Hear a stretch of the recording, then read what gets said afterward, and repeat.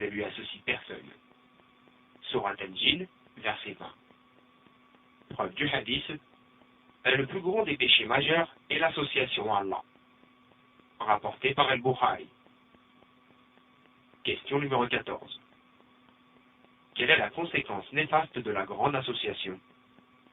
La grande association implique l'éternité en enfer pour celui qui la commet. Preuve du Coran. Quiconque associe à Allah d'autres divinités, Allah lui interdit le paradis et son refuge sera l'enfer.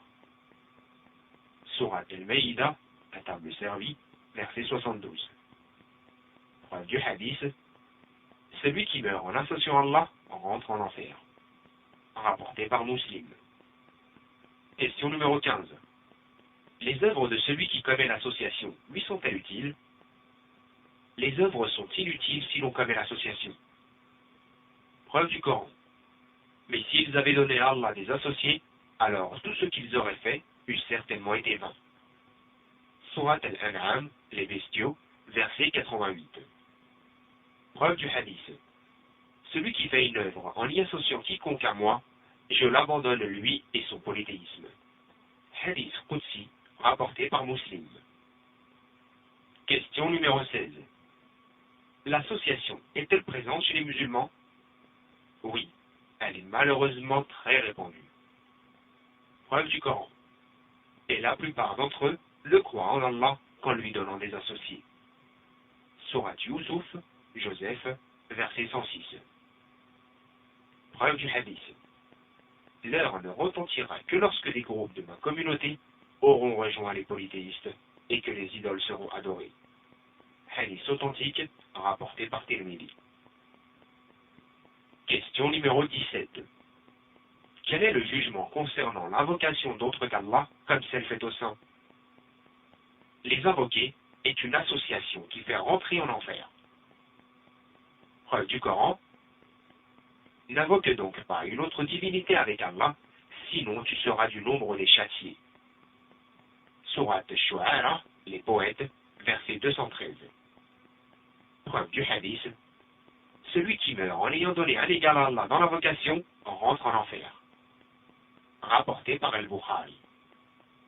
Question numéro 18. L'invocation d'Allah, Jalla wa Ala, est-elle une adoration? Oui, l'invocation est une adoration destinée à Allah, Jalla wa Ala. La preuve du Coran. Et votre Seigneur dit, invoquez-moi, je vous répondrai. Surat Ghafir, le pardonneur, verset 60. La preuve du hadith, l'invocation et l'adoration même. Hadith rapporté par Tirmidhi, qui l'a qualifié de hadith authentique. Question numéro 19. Les morts entendent-ils les invocations?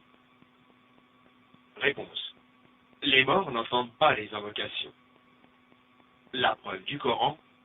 Tu ne peux faire entendre les morts. Verset 80 de la Sourate An-Naml, les fourmis. Tu ne peux faire entendre ceux qui sont dans les tombeaux.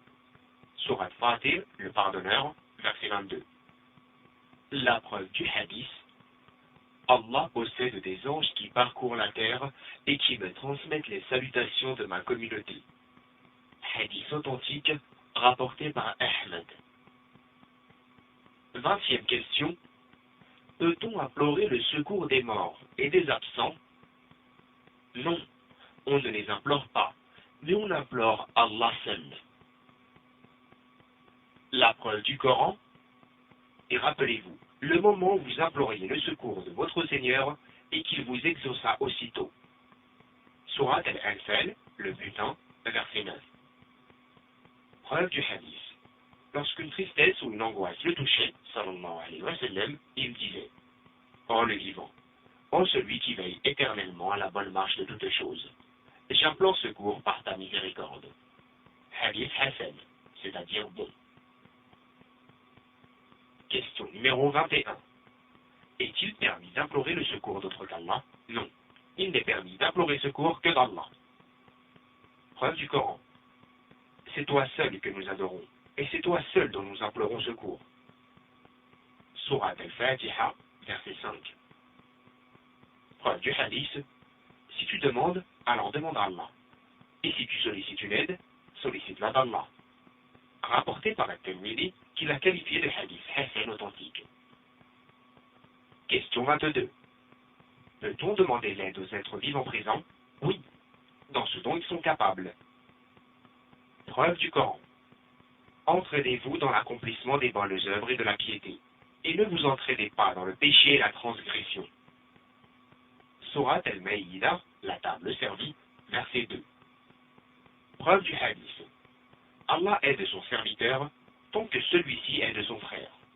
Rapporté par Muslim. Question 23.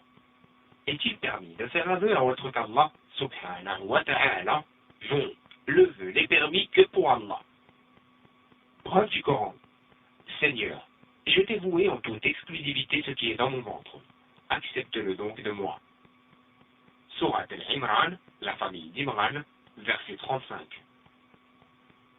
Preuve du hadith. Que celui qui fait le vœu d'obéir à Allah qu'il accomplit son vœu, et que celui qui fait le vœu de désobéir à Allah qu'il s'abstienne de l'accomplir. Rapporté par Al-Bukhari. Question 24. Le sacrifice pour un autre qu'Allah est-il permis? Non, il est interdit, car il fait partie de la grande association. Preuve du Coran. Accomplis la salate pour ton Seigneur et sacrifie. Sourate Al-Kawthar, l'abondance, verset 3. Preuve du hadith. Qu'Allah maudit celui qui sacrifie une bête pour autre qu'Allah. Rapporté par Muslim. Question 25. Est-il permis de tourner, tawaf, autour des tombes? Non, il n'est permis de tourner qu'autour de la Kaaba. Preuve du Coran. Et qu'il fasse les circuits autour de l'antique maison. Sourate Al-Hajj, le pèlerinage, verset 29. C'est-à-dire la Kaaba. Preuve du hadith. Celui qui tourne 7 fois autour de la Kaaba et accomplit 2 unités de prière, c'est comme s'il avait affranchi un esclave. Hadith authentique, rapporté par Ibn Majah.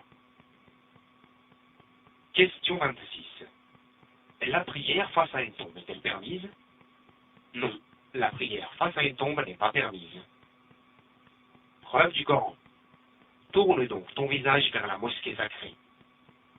Sourate Al-Baqarah, la vache, verset 144. C'est-à-dire dirige-toi vers la Kaaba. Preuve du hadith. Ne vous asseyez pas sur les tombes et ne priez pas en vous dirigeant vers elles. Rapporté par Muslim. Question 27. Quel est le jugement concernant la pratique de la sorcellerie? La pratique de la sorcellerie fait partie de la mécréance. Preuve du Coran. Mais ce sont bien les diables qui ont mécru. Ils enseignent aux gens la sorcellerie. Sourate Al-Baqarah, la vache, verset 102. Preuve du hadith. Éloignez-vous des 7 péchés capitaux, la grande association, la sorcellerie, etc. Rapporté par Muslim. Question numéro 28. Croyons-nous aux voyants et aux sorciers? Non. Nous ne croyons pas à ce dont ils nous informent sur l'invisible. Preuve du Coran. Dit. Nul parmi ceux qui sont dans les cieux et sur la terre ne connaît l'inconnaissable à part Allah. Sourate An-Naml, les fourmis,